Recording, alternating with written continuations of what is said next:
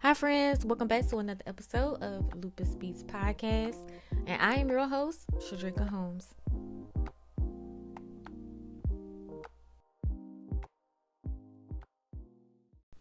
You're listening to Lupus Beats Podcast, Season 2, Episode 4. Anything that I share on this show is from my experiences and my experiences only. If you are looking to make any lifestyle changes, I recommend you speaking to your doctor first. Today we're going to explore 3 things I realized I needed to stop doing. 3 things that I needed to stop doing in order to get serious about lupus and my overall well-being. And just maybe there are 3 things in here that's just for you. So let's get started. The first thing that I realized I needed to stop doing in order to get serious about my lupus was ignoring my symptoms. Oh yeah, I know, all of us do it. I used to downplay my lupus symptoms and push myself to continue with my daily routines, even if I felt fatigue and in pain. Main reason was it literally would hurt my feelings. It would hurt my feelings because I couldn't, do what I really wanted to do and just overexerting myself, ignoring the fact that I'm really hurting. I realized that just wasn't the way when my symptoms flared up, because it would just make it worse, and then I would have to suffer even more later on down the line because I wasn't listening to my body. So I do not recommend. 0 stars. Stop pushing past exhaustion in order to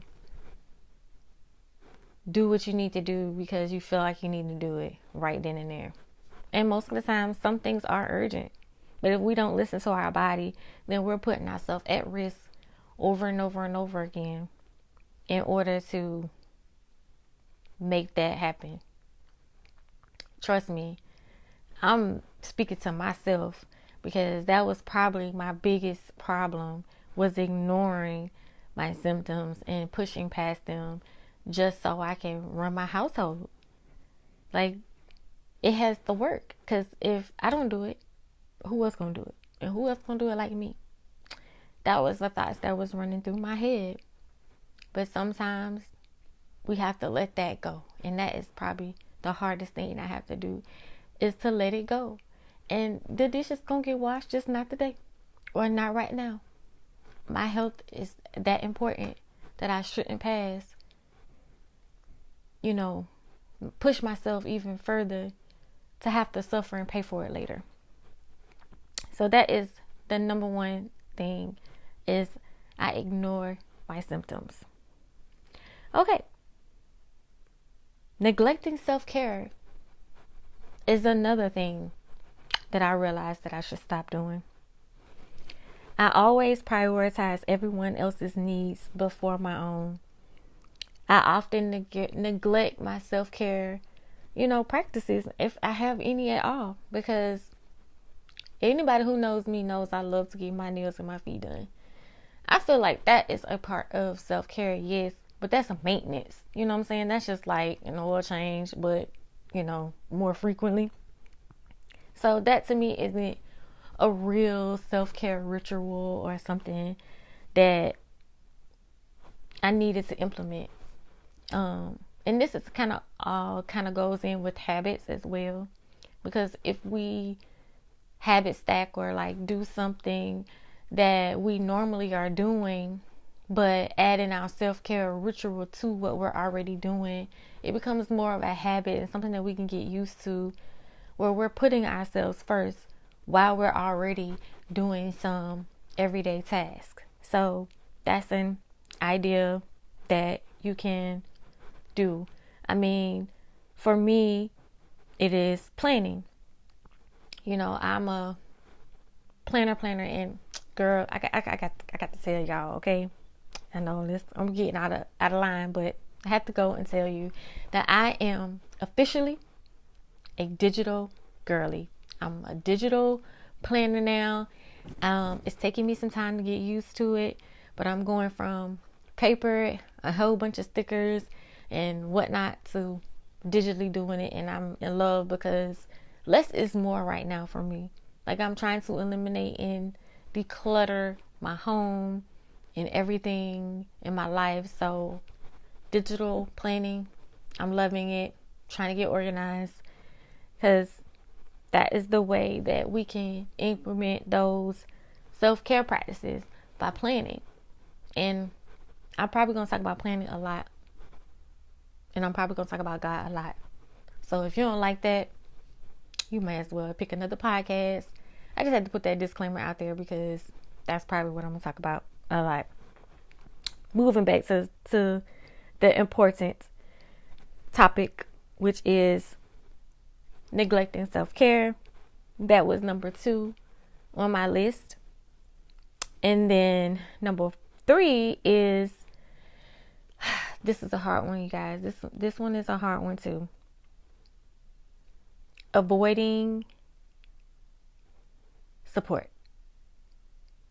Yeah, like, the kind where you really need somebody to help you, but you don't really want to ask, you don't want to say nothing, you're going to avoid. Oh, I'm all right, I got it.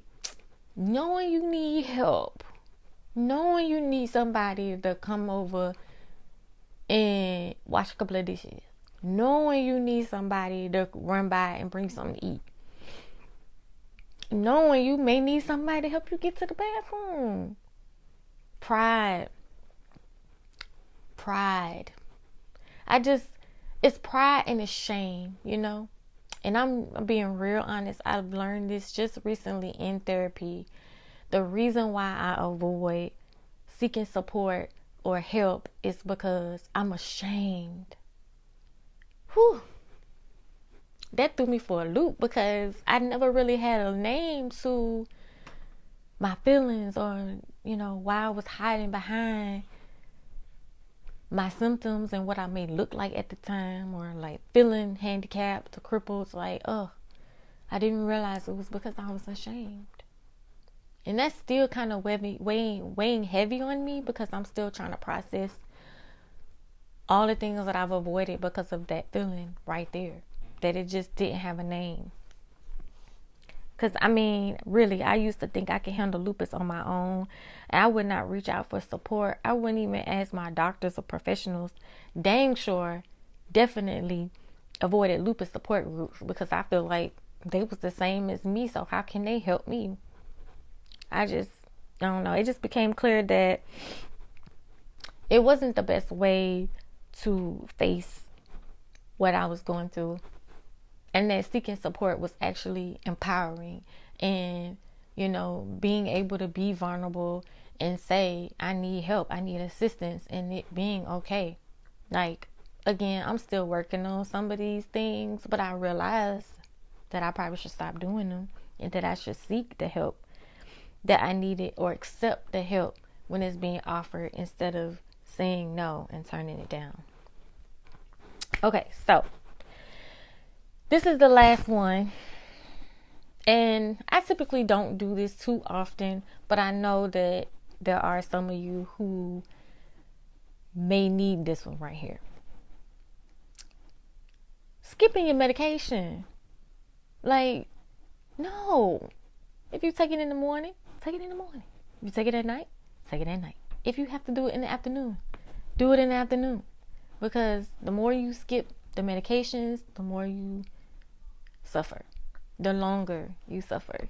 Like, remembering to stay on top of these things it's a part of your self-care. It's actually a part of planning. It's a part of self-care, making sure that you taking care of yourself. And if you are on medications, or even if you're not taking intensive medications and you're just doing supplements to enhance your routine of things and the way you eat, or whatever you're missing, you supplement in those things. That is also a part of self-care. And so I guess, you can have super bad. I just had a brain fart. I'm sorry. I'm just going to laugh it off and keep it moving. Because again, I'm just now getting back into the routine of this. So it's going to be those moments. I could edit it out, but I'm not. It's raw. It's just the moment. It's the truth. So let's going back to skipping the medications that are prescribed for you. It's serious that you take them. You don't want to keep skipping them and consistently, throwing yourself off and your body off track when you could just upkeep it by taking care of yourself. Even if you need support in that area, all of these kind of tie in with each other. If you can say, hey, remind me to take my medicine in the morning, or just check on me and make sure, having somebody help you stay accountable. That's also, a part of the support that you may need. So, everything that we just talked about.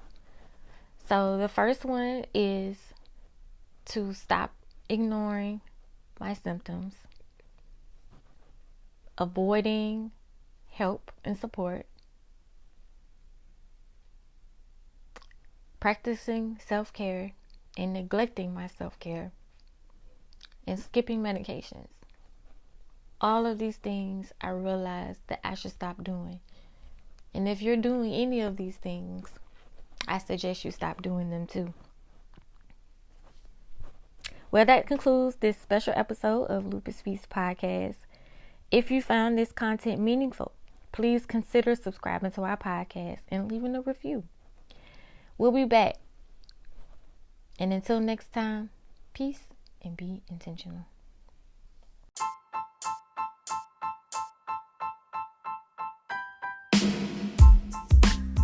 Thank you all for tuning in to another episode of the Lupus Feast Podcast. And I hope you found inspiration, encouragement, and valuable insights today. So if you have any questions, comments, or stories that you would like to share or feedback, please reach out to me on my website at www.lupusspeaks.org. And don't forget to follow me on Facebook, Instagram, TikTok, and YouTube to stay updated on our latest episodes and to join this growing lupus community. Remember, you are not alone on this lupus journey, and I am with you. So stay strong, stay positive, and until next time, you guys, peace and be intentional.